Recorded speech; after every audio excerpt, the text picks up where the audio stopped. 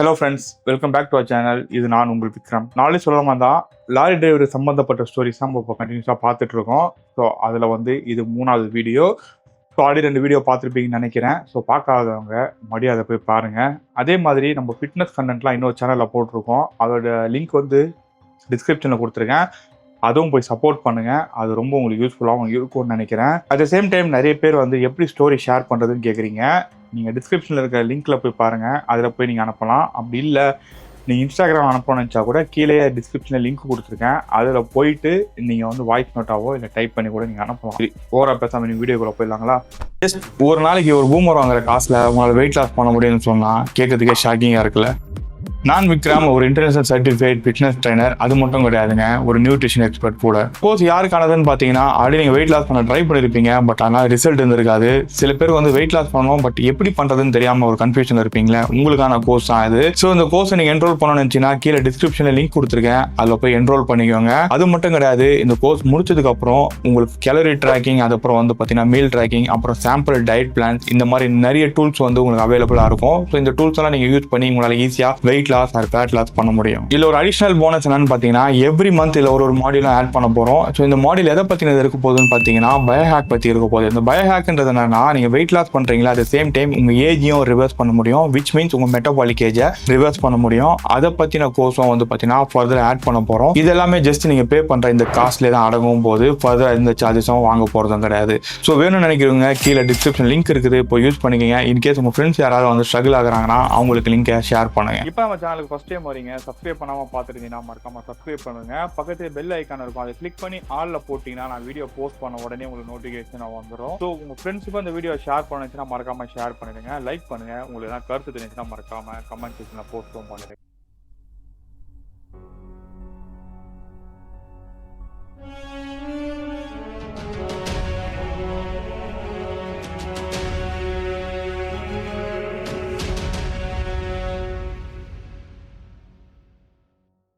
சம்பவத்தை நம்ம கிட்ட ஷேர் பண்ண நேம் பார்த்தீங்கன்னா சுரேஷ். இவரோட பூர்வீகம் எதுன்னு கேட்டீங்கன்னா, ஸ்ரீலங்காவில் இருக்கிற வேப்பங்குளம் அப்படின்ற ஒரு ஏரியா தான். அது கிட்டத்தட்ட வாவுனியான்னு சொல்லுவோம். அந்த ஏரியா பக்கத்தில் தான், அந்த இடத்துல தான் இருக்குது அந்த வேப்பங்குளம்ன்ற இடமும் கூட. இவர் பிறந்து வளர்ந்தது எல்லாமே அங்கே தான். ஒரு சில காலகட்டத்தினால என்ன ஆகுதுன்னு பார்த்தீங்கன்னா, இவர் அங்கேருந்து கிளம்பி தமிழ்நாட்டுக்கு வந்துடுறாரு. தமிழ்நாட்டில் சென்னையில் இவங்களோட அத்தை வீடு இருக்குது. அவங்க அத்தை வீட்டில் தான் தங்கி இங்கே தான் படிக்கவும் ஆரம்பிக்கிறாரு. அப்படி படித்து முடிச்சதுக்கு அப்புறம் என்ன ஆகுதுன்னு பார்த்தீங்கன்னா, இவர் ஒரு சின்ன சின்ன வேலைலாம் பார்க்குறாரு. பட் அந்த வேலை எதுவுமே செட் ஆகலை. அப்படி செட் ஆகாததுக்கப்புறம் அவங்களோட மாமா யாருன்னா அவங்க அத்தையோட வீட்டுக்காரர் பார்த்தீங்கன்னா ஒரு டிரான்ஸ்போர்ட் பிஸ்னஸ் ரன் பண்ணிட்டு இருக்காரு சென்னையில். ஸோ அவரோட டிரான்ஸ்போர்ட் மோஸ்ட்லி பார்த்தீங்கன்னா இங்கேருந்து நார்த் இந்தியா இந்த மாதிரி தான் அதிகமாக இங்கேருந்து குட்ஸை கொண்டு போய் டெலிவரி பண்ணுறது, இந்த மாதிரி வேலைகள்லாம் அதிகமாக அவங்க பண்ணிட்டு இருப்பாங்க. ஸோ அதில் சேர்ந்து இவர் என்ன பண்ணுறாருன்னு பார்த்தீங்கன்னா, ஒரு சில வேலைகள்லாம் பார்க்க ஆரம்பிக்கிறாரு. ஒரு கட்டத்தில் அவருக்கு லாரி ஓட்டுறதுக்கும் நல்லா பழக்கமாகிடுது. ஸோ லாரி ஓட்ட தெரிஞ்சதுக்கு அப்புறம் என்ன ஆகுதுன்னு பார்த்தீங்கன்னா, இவரே அவங்க மாமா கிட்ட பேசி ஒரு செகண்ட் ஹேண்ட் லாரி வாங்கி அது மூலிமா ஆர்டர்லாம் எடுத்து டெலிவரி பண்ணுறது, இந்த மாதிரி வேலைகள்லாம் பார்த்துட்டு இருக்காரு.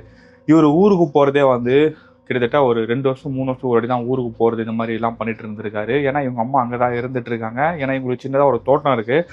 அந்த தோட்டத்தை பார்த்துக்கிட்டு அது இல்லாமல் அதில் விளையிற காய்கறிலாம் விற்றுக்கிட்டு இந்த வேலையை தான் அவங்க அம்மாவும் பார்த்துட்டு இருக்காங்க. இவரும் எவ்வளோ ரெக்கமெண்ட் பண்ணி அவங்க அம்மா இங்கே கூப்பிட்டுருக்காங்க. பட் சில பொலிட்டிக்கல் ரீசன்ஸ்னால அவங்க அம்மாவால் இங்கே வரவும் முடியாது. ஏன்னா இங்கே நிறைய பிரச்சனைகள்லாம் இருக்குது அப்படின்ற ஒரு காரணத்தினால. ஸோ அதனால் அவங்க அம்மா அங்கே தான் இருந்துட்டு இருக்காங்க. இவர் அப்பப்போ போயிட்டு வர்றாரு. அட் சேம் டைம் இங்கே சம்பாதிக்கிற காசு அவங்க அம்மாவுக்கு மணி ஆர்டரும் அங்கே அனுப்பிடுவார். ஸோ இந்த சம்பவம்லாம் எப்போ நடக்குதுன்னு கேட்டிங்கன்னா, 1996 காலகட்டத்தில். அந்த டைமில் டெக்னாலஜி அந்தளவுக்கு இம்ப்ரூவ் ஆகலை. ஸோ இந்த மணி ஆர்டர் இந்த மாதிரி விஷயங்கள்லாம் அதிகமாக நடக்கும். ஸோ இவர் போய் பார்க்கணுன்னா கூட அந்த டைம் பார்த்தீங்கன்னா ஃப்ளைட் அவைலபிலிட்டி அதிகமாக இருக்காது. ஸோ இவர் வேறு ஒரு சில விஷயம் மூலிமா தான் அங்கே போயிட்டு வர்றது, இந்த மாதிரிலாம் பண்ணிட்டு இருந்திருக்காரு. ஏன்னா அந்த டைம்லலாம் இந்த படகு போக்குவரத்துன்றதுலாம் நிறைய நடந்திருக்கு. பட் அது எந்த அளவுக்கு நம்மளுக்கு பண்ணுறது தெரியல. ஸோ அந்த டைம்லாம் நடந்திருக்கு. ஸோ இவர் அந்த டைம் தான் போய் பார்த்துட்டு வந்ததாகவும் நம்மக்கிட்ட சொல்லியிருக்காரு. ஸோ அது மட்டும் இல்லாமல் இவர் அதிகமாக லாரி ஓட்டுறதுனால இவர் எப்போனா ஒரு வாட்டி தான் அவங்க வீட்டுக்கு பேசுகிற மாதிரி இருக்கும். அதுவும் அவங்க வீட்டு பக்கத்தில் ஒரு பிசிஓ இருக்குது, ஒரு எஸ்டிடி பூத்துன்னு வச்சிங்களேன். அதில் தான் இவர் எப்பவுமே அடிக்கடி பேசுவார். ஸோ இப்படி தான் கம்யூனிகேஷன் போயிட்டே இருந்துகிட்ருக்கு.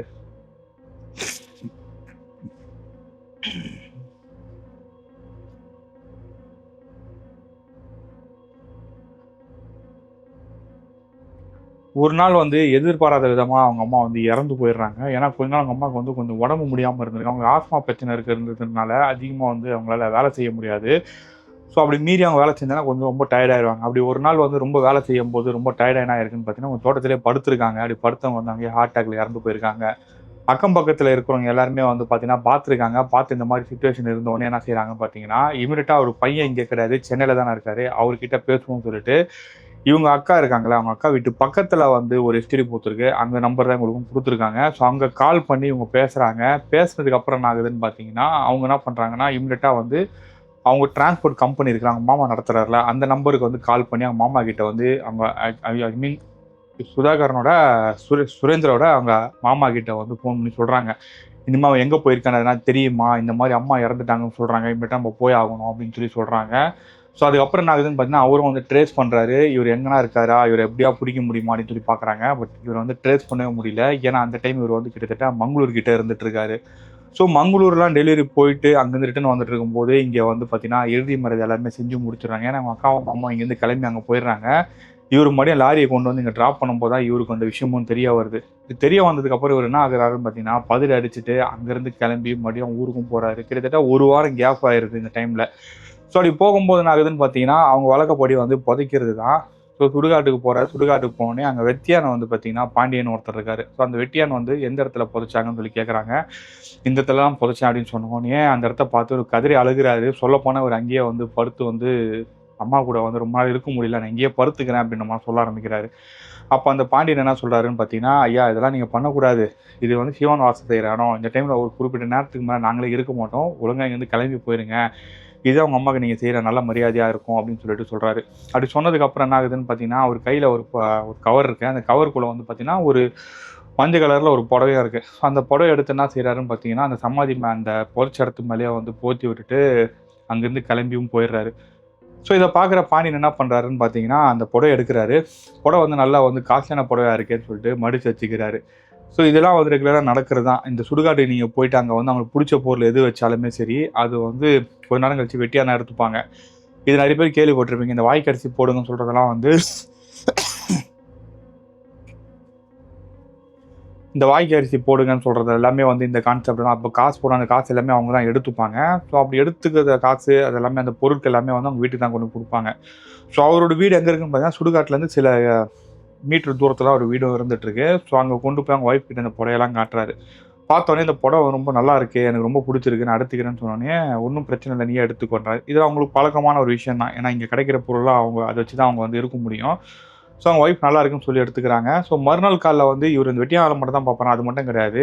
அந்த ஊர் பக்கத்திலேயே வந்து ஒரு தென்னந்தோப்பு இருக்கு. அந்த தென்னந்தோப்புல போய் அங்க கிளீனிங் ஒர்க் எல்லாமே பார்ப்பாரு. ஏன்னா, யாருன்னா இறந்துட்டா தான் இவருக்கு இங்க வேலையே. மத்த டைம்ல இவரு அங்க தான் போணும். ஸோ இவருக்கு சம்பளம் எல்லாமே வந்து பார்த்தீங்கன்னா, அந்த ஊர் கமிட்டி மூலியமா தான் இவருக்கு சம்பளமும் குடுப்பாங்க. மாசம் மாசம். அந்த எப்படி சொன்னா காசாவும் குடுத்துருவாங்க. சில பேர் வந்து பார்த்தீங்கன்னா, வீட்டுக்குலாம் போனா அரிசி, பருப்பு இது மாரிலாம் குடுப்பாங்க. இத வச்சு தான் இவங்க ரன் பண்ணி தான் ஆகணும். ஸோ பாண்டியனுக்கு வந்து பார்த்தீங்கன்னா, சின்ராசுன்னு சொல்லிட்டு ஒரு பையனும் இருந்துட்டுருக்கான். அந்த பையனுக்கு ஒரு 10 வயசு. அது மட்டும் இல்லாம, அவருக்கு இன்னொரு குழந்தையும் இருக்கு. ஒரு பெண் குழந்தை. அந்த பெண் குழந்தை பேர் வந்து பார்த்தீங்கன்னா, துளசி. அந்த குழந்தைக்கு வந்து பார்த்தீங்கன்னா, ஒரு 10 மாசம் கை குழந்தை. ஸோ இவரு வந்து பார்த்தீங்கன்னா, பாண்டியனோட பையன் இருக்கார்ல, சின்ராசு. அவரு வந்து ஸ்கூலுக்கு போன டைம் மீறி வந்து பாண்டியனுக்கு வந்து பார்த்தீங்கன்னா, அந்த சுடுகாட்டுல இருக்க கிளீனிங் ஒர்க் எல்லாமே பார்க்கறதுக்கு எல்லாமே அவருக்கு ஹெல்ப் பண்ணாரு. ஸோ அவங்க ஒய்ஃப் வந்து பார்த்தீங்கன்னா, வீட்ட தான் பார்த்துட்டு வந்துட்டு இருப்பாங்க. இவரு புடவைய குடுத்துட்டு மறுநாள் காலைல கிளம்பி அந்த தோட்டத்து வேலைக்கும் போயிடுறாரு, அந்த பண்ணை வேலைக்கும். அப்படி அந்த பண்ணை வேலைக்கு போனது கொஞ்ச நேரத்திலேயே வந்து பார்த்தீங்கன்னா, அந்த பண்ணைக்கு வந்து ஒருத்தர் வந்து ஓடி வராரு.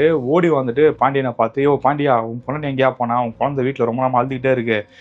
பக்கத்து வீட்டு ஆயாம்மா தான் சொல்லி அனுப்பிச்சாங்கன்னு" சொன்னோனே, இவரு பாண்டியன் வந்து பார்த்துருக்க வேலைய விட்டு வீட்டுக்கு போறாரு. வீட்டுக்கு பார்த்தா குழந்தை மட்டும் தான் இருக்கு. ஸோ குழந்தை அழுதுட்டு இருக்கே அப்படின்னு சொல்லிட்டு, எங்க போனா அப்படின்னு சொல்லிட்டு இவரும் தேடிட்டே இருந்துட்டு இருக்காரு.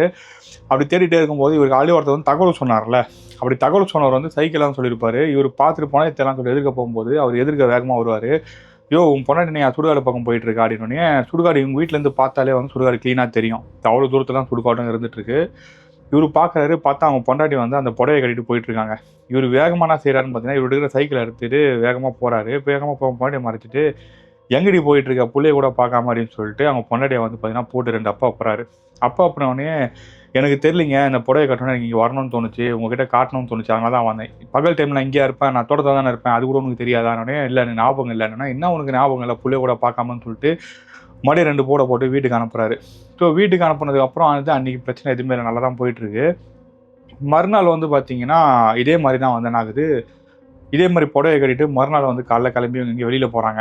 இது இவரும் அந்த தோட்டத்துலேருந்து பார்த்துறாரு. பார்த்துட்டு மறுபடியும் இவங்க எங்கே போகிறாங்க தான் சுடுகாடு பக்கம் தான் போகிறாரு. அந்த டைம் மறுபடியும் அவன் வந்து பார்த்தீங்கன்னா மறிச்சு, ஏய் எதுக்கு இந்த மாதிரி சும்மா சும்மா இப்படி பண்ணிட்டு இருக்க, அதான் எங்கிட்ட காட்டில் எதுக்கு இந்த பக்கம் வரேன்னா இவங்க எதுவுமே பேசாமல் அமைதியாக நிற்கிறாங்க. மறுபடியும் ஒரு போட்டு 2 அடி அடித்தவொடனே அப்போ வந்து நான் எப்படி இங்கே வந்தேன்னு எனக்கே தெரியல, உனக்கு ஏதோ நாய் போச்சு ஒழுங்கா போ அப்படின்னு சொல்லிட்டு வீட்டுக்கு அனுப்பிடுறாரு. அப்படி அனுப்பிட்டு தான் யோசிக்கிறாரு, ஏன் இப்படி பண்ணுறா, இப்படிலாம் பண்ணுற ஆளே கிடையாது. நம்ம எந்த பொருள் கொடுத்தாலும் அதை வந்து பெருசாக பொருட்படுத்த மாட்டோம். ஆனால் இந்த புடவை விஷயத்துலேயும் இப்படி இருக்கா, ஒன்றுமே புரியலையே அப்படின்னு சொல்லிட்டு இவர் வந்து ரொம்ப யோசிச்சுட்டே இருந்துட்டு இருக்காரு. யோசிச்சுட்டு என்ன செய்கிறாருன்னு பார்த்தீங்கன்னா, இது வேறு ஏதோ பிரச்சனையாக இருக்கும் போல அப்படின்னு சொல்லிட்டு இவர் என்ன பண்ணுறாருன்னா, இவருக்கு வந்து ஒரு சில மந்திர தந்திர விஷயங்கள்லாம் தெரியும். அது எப்படி தெரியும்னா, இந்த மாதிரி சுடுகாட்டில் இருக்கிறவங்களுக்கு வந்து நிறைய பிரச்சனைகள்லாம் வரும். அதுலேருந்து வெளியே வரதுக்காக வந்து ஒரு சில விஷயங்கள்லாம் அவர்கிட்ட பொடி எல்லாமே இருக்கும். எல்லாமே கையில் ரெடியாக வச்சுட்டு இருக்காரு. ஸோ அன்றைக்கி சாயங்காலம் என்ன ஆகுதுன்னு பார்த்தீங்கன்னா, இவர் வீட்டுக்கு போய் தூங்கலாம்னு சொல்லிட்டு போயிடுறாரு. அவங்க பொன்னாடி தூங்கிட்டு இருக்காங்க, பக்கத்தில் பசங்களாம் பார்த்து தூங்கிட்டு இருக்காங்க.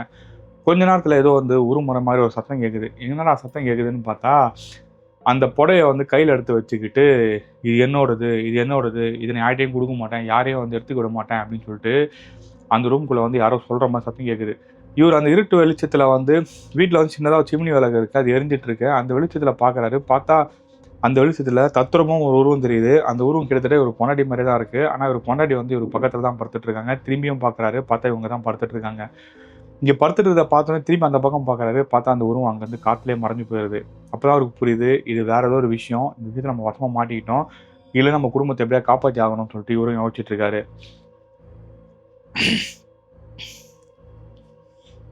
மறுநாள் காலைல எல்லாருக்கும் முன்னாடி ஒரு ஏஞ்சி உடனே என்ன செய்கிறாருன்னு பார்த்தீங்கன்னா, அந்த புடவைய மடித்து இவங்க வீட்டுக்குள்ளேயே வந்து மண் செவுரு தான். அந்த மண் செவுருலேயே வந்து பானை இருக்கும். ஸோ அந்த பானைக்குள்ளே வந்து அந்த புடவைய வந்து சுருட்டி மறைச்சி வச்சிடறாரு.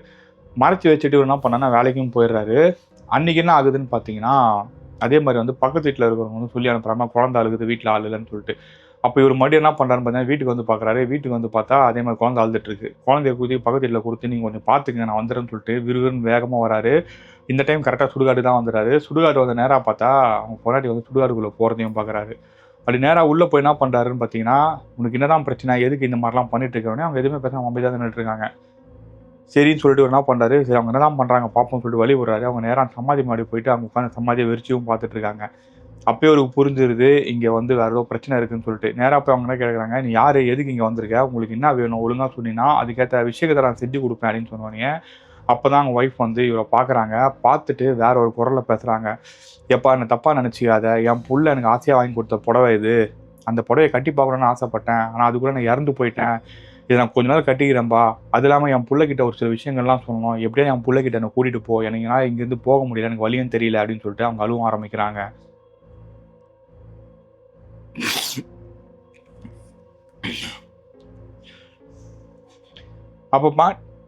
அப்போ பாண்டியனுக்கு நல்லாவே புரிஞ்சிருது இங்கே என்ன நடக்குதுன்றது. இறந்து போன ஆன்மா தான் வந்து எங்கள் உடம்புல ஏறி இருக்குன்றது தெரிஞ்சிருது. ஆனால் இந்த விஷயத்த போயிட்டு ஊருக்குள்ளேயோ இல்லை சம்மந்தப்பட்டவங்க வீட்லேயோ சொன்னால் யாரும் நம்ப மாட்டாங்க. அதுக்கான காரணம் என்னன்னு பார்த்தீங்கன்னா, இவங்க இருக்கிற ஸ்டேட்டஸ்ன்றது வேறு, அவங்க இருக்கிற ஸ்டேட்டஸ் வேறு. நம்ம பணம் பறிக்கிறதுக்கு எதனா முயற்சி பண்ணுறாங்க, நினைக்க போகிறாங்கன்னு சொல்லிட்டு இவர் சொல்லாமே விட்டுறாரு. அப்போது என்ன பண்ணுறாருன்னு பார்த்தீங்கன்னா, இவர்கிட்ட அந்த மந்திரிச்சு அந்த பொடிலாம் இருக்கும்ல, அதெல்லாம் எடுத்து அவங்க தலைமையில் வச்சு மந்திரம் சொல்கிறாரு. சொன்னோடனே அவங்க அங்கேயே மயக்கம் போட்டு வந்துடுறாங்க. அதுக்கப்புறம் தண்ணி தெளித்து எழுப்புறாங்க. எழுப்புனதுக்கப்புறம் வந்து அவங்க ஓன் அழ ஆரம்பிக்கிறாங்க. எனக்கு எப்படி இங்கே வந்தேனே தெரில, எனக்கு என்ன ஆச்சுன்னே தெரில, நான் கொஞ்ச நாள் இப்படி தான் நடந்துட்டுருக்கேன், என்னை அடிக்காதீங்க அப்படின்ற மாதிரி சொல்கிறாங்க. ஒன்றும் பிரச்சனை இல்லை, நீ வீட்டுக்கு போ அப்படின்னு சொல்லிட்டு என்ன பண்ணுறாருன்னா, இவர் கூட்டிகிட்டு வந்து அவங்க வீட்டுக்கும் போயிடுறாரு. ஸோ வீட்டுக்கு விட்டுட்டு மறுநாள் காலையில் என்ன ஆகுதுன்னு பார்த்தீங்கன்னா, அந்த ஊரில் வந்து இன்னொரு பெரிய தலைக்கட்டு ஒருத்தன் வந்து இறந்து போயிடுறாங்க. அதுக்கான வேலைகள்லாம் செய்யணும். ஸோ அதுக்காக இவர் என்ன பண்ணுறாருன்னு பார்த்தீங்கன்னா, அந்த சுடுகாட்டில் தான் வேலை பார்த்துட்ருக்காரு. அப்படி வேலை பார்த்துட்டு இருக்கும்போது திடீர்னு ஒரு 5-6 பேர் நேராக உள்ளே வராங்க. உள்ளே வந்த நேரம் என்ன ஆகுதுன்னு பார்த்தீங்கன்னா, அந்த ஜெகதாம்பாள், அந்த சுரேந்திரனோட அம்மா இருக்காங்கல்ல, அவங்களுக்கு பார்த்து சமாதிக்கிட்டு தான் போகிறாங்க. போனவங்க வந்து பார்த்தீங்கன்னா, அங்கேயே வந்து பார்த்தீங்கன்னா இலைலாம் வச்சு ஏதோ படையல் மாதிரிலாம் போட்டுருக்காங்க. இதை பார்த்த உடனே இவர் என்ன செய்கிறாருன்னு பார்த்தீங்கன்னா, அவங்க கிட்டே போயிட்டு நடந்த விஷயத்தை எல்லாத்தையுமே சொல்கிறாரு. சுரேந்தர் உடனே வந்து பார்த்தீங்கன்னா கடுப்பாகி போயிட்டு, யோ உனக்கு ஒரு வேலையே கிடையாதா, எங்கள் அம்மா இறந்து போயிட்டாங்க, துக்கத்தில் நான் இருக்கேன், என்கிட்ட வந்து இந்த மாதிரிலாம் பேசிட்டு இருக்கேன், ஒழுங்காக போயிட்டு அடி வாங்கி சாவாத அப்படின்னோடனே அங்கே இருக்கிற பெரியவங்களாம் சொல்கிறாங்க, பாண்டியன் எத்தனை வருஷமாக நாங்கள் பார்த்துட்டு தான் இருக்கோம், எங்களுக்கு அவனை பற்றி நல்லாவே தெரியும், அப்படி பண்ணக்கூடிய ஆளே கிடையாது, அதே மீறி அவன் இப்படி சொல்கிறானா அது எதனா விஷயம் இருக்கும், கண்டிப்பாக அவனை கூப்பிட்டு கேளுங்க அப்படின்றாங்க. அப்போ என்ன பண்ணலாம்னு சொல்லிட்டு பேசிட்டு இருக்கும்போது தான் பாண்டியன் என்ன சொல்கிறாருன்னு பார்த்தீங்கன்னா, இம்மிடியட்டாக அவர் வீட்டுக்கும் போகிறாரு. வீட்டுக்கு அவங்க ஒய்ஃபை போட்டுக்கிட்டு அது சேம் டைம் அங்கே இருந்த புடவையும் எடுத்துக்கிட்டு அந்த சுடுகாட்டுக்கும் வராரு. இது நீங்கள் வாங்கி கொடுத்த புடவை தான், அவங்க அம்மா கொடுத்த புடவை, இது உங்கள் அம்மாவுக்கு வந்து ரொம்ப பிடிச்சிது அப்படின்றதால அவங்க வந்து கட்டணும்னு ஆசைப்பட்டாங்க அப்படின்னு சொல்லிட்டு இவர் என்ன செய்கிறாருன்னு பார்த்தீங்கன்னா, அந்த புடவை எடுத்து அவங்க ஒய்ஃப் மேலே வந்து பார்த்தீங்கன்னா போற்றி விடுறாரு. அப்படி போற்றி விட்டுனா அது வரைக்கும் அவங்க நார்மலாக இருந்தவங்க வந்து திடீர்னு அவங்க பையனை பார்த்து கதற ஆரம்பிக்கிறாங்க.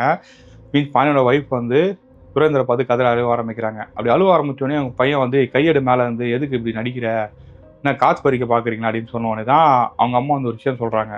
எப்படின்னா சுரேந்தருக்கு வந்து ஒரு பட்டப்பேர் இருக்குது, அந்த பட்டப்பேரை சொல்லி கூப்பிட ஆரம்பிக்கிறாங்க. அப்படி கூப்பிட ஆரம்பிச்சோன்னே சுரேந்தருக்கு வந்து லைட்டாக பொறி தட்டுது. என்ன சொல்லுங்க அப்படின்னு சொல்லி கேட்கும்போது தான் வந்து, இல்லைப்பா நான் உங்ககிட்ட வந்து நிறைய விஷயம் சொல்லணும்னு நினச்சேன், ஆனால் அது சொல்கிறதுக்கு முன்னாடி எனக்கு இந்த மாதிரி ஆகிப்போச்சு. உனக்காக வந்து நான் நிறைய விஷயங்களை பண்ணியிருக்கேன் அப்படின்னு சொல்லிட்டு ஒரு ஒரு விஷயமா சொல்கிறாங்க. அப்படி சொல்லும்போது வந்து இவருக்கு எதுலையுமே நம்பிக்கை இல்லை. சரி வேணா நம்பிக்கை இல்லைன்னா நீ போய் செக் பண்ணி பாருப்பா அப்படின்னு சொல்கிறாங்க. அதே மாதிரி அவங்க சொன்ன இடத்துல போய் பார்க்குறாங்க. பார்த்து அவங்க சொன்ன மாதிரி எல்லா விஷயமும் அங்கே இருக்குது. அது மட்டும் இல்லாமல் அவங்க இருந்த அந்த தோட்டம் இருக்குது பார்த்தீங்கன்னா, அந்த தோட்டத்தை வந்து இவங்களுக்கு அடுத்தது வந்து இவர் மேலே தான் வந்து அந்த தோட்டம் இருக்கணும் அப்படின்றதுக்காக அதுக்கான உயிரினம் எழுதி வச்சுருந்துருக்காங்க. அதுவும் அந்த இடத்துல தான் இருந்திருக்கு. எல்லாமே வந்து இங்கே இருந்த மாதிரி இவங்க எல்லா விஷயத்தையுமே சொல்கிறாங்க. அது மட்டும் இல்லாமல் நீ லாரி வாங்கி கடனில் இருக்கல, அந்த கடனுக்காக வந்து நான் ஒரு அமௌண்ட் வந்து போஸ்ட் ஆஃபீஸில் சேர்த்து வச்சுருக்கேன் அப்படின்னு சொல்லி சொல்கிறாங்க. அது எந்த போஸ்ட் ஆஃபீஸ்னு பார்த்தீங்கன்னா ஸ்ரீலங்காவில் கிடையாது, இந்தியாவில் இருக்கிற போஸ்ட் ஆஃபீஸில். அது எப்படி சாத்தியம் நீங்கள் கேட்கலாம். அதுக்கும் காரணம் இருக்க தான் செய்யுது. அது யார் பண்ணதுன்னு பார்த்தீங்கன்னா, இவங்க வந்து அந்த சேர்த்து வச்ச காசை வந்து அவங்க பொண்ணு கூட தெரியாமல் அவங்க மாமா கிட்ட கொடுத்து அதை பண்ண சொல்லியிருக்காங்க. இதெல்லாம் கேட்கும்போது தான் அவங்க மாமாவும் அந்த இடத்துல தான் இருந்துகிட்ருக்காரு. ஆமாம் இது எனக்கும் உங்கள் அம்மாவுக்கும் தெரிஞ்ச விஷயம், இவங்களுக்கு தெரியும்னா கண்டிப்பாக இது உங்கள் அம்மாவோட அம்மா தான் சொன்னேன். இவர் அங்கேயே அவங்க கட்டி பிடிச்சி அழுக ஆரம்பிக்கிறாரு. அப்படி அழுக ஆரம்பித்தோடனே எனக்கு ஆசையாக வாங்கி கொடுத்த போட என்கிட்ட தான் பார்க்கணும், இது வேறு யார்கிட்டையும் போகக்கூடாது, உனக்கு தேவையானது எல்லாத்தையும் நான் செஞ்சுட்டேன், இதுக்கப்புறம் என் ஆத்மா வந்து நல்லபடியாக சாந்தி அடையும் அப்படின்னு சொல்லிட்டு அங்கேருந்து பார்த்தீங்கன்னா மறைஞ்சிட்டாங்க. அப்போ அவங்க என்ன செய்கிறாங்கன்னு பார்த்தீங்கன்னா, இது எங்கள் அம்மாவோட புடவை எங்கள் அம்மாக்கிட்டே இருக்கணும்னு சொன்னோன்னே அந்த வெட்டியான்னு சொல்கிறாரு, ஒன்றும் பிரச்சனை இல்லைங்க அப்படின்னு சொல்லிட்டு அவங்க அம்மாவோட சமாதியை வந்து பார்த்தீங்கன்னா ஒரு 2 அடி பள்ளம் தோண்டி அந்த பள்ளத்திலேயே வந்து பார்த்தீங்கன்னா இந்த புடவையை நான் துவச்சி கொண்டு வந்து நான் இங்கேயே வச்சிடுறேன்னு சொல்லிட்டு இவர் என்ன பண்ணுறாருன்னா அந்த புடவையை துவச்சி கொண்டு வந்துடுறாரு. அன்றைக்கி சாயங்காலமே வந்து அவர் சுரேந்தரையும் கூப்பிட்டு அந்த இடத்துலேயே வந்து பார்த்தீங்கன்னா புதைச்சிடுறாங்க.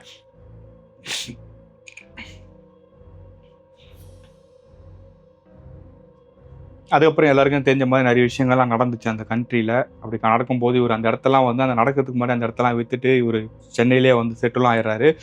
இப்போ இவர் வந்து பார்த்தீங்கன்னா ஃபேமிலியோட இங்கேயே வந்து ஒரு டிரான்ஸ்போர்ட் பிஸ்னஸும் பண்ணிட்டு வந்துட்டுருக்காரு.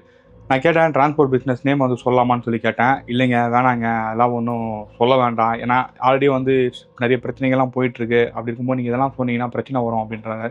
ஸோ அதுக்கப்புறம் நானும் எதுவும் கேட்டுக்கல. ஸோ இந்த வீடியோ உங்களுக்கு பிடிச்சிருந்தா உங்கள் ஃப்ரெண்ட்ஸுக்கும் ஷேர் பண்ணுங்கள், லைக் பண்ணுங்கள். இதே மாதிரி அடுத்து ஒரு இன்ட்ரெஸ்டிங்கான வீடியோவில் பார்ப்போம். Stay tune. பை.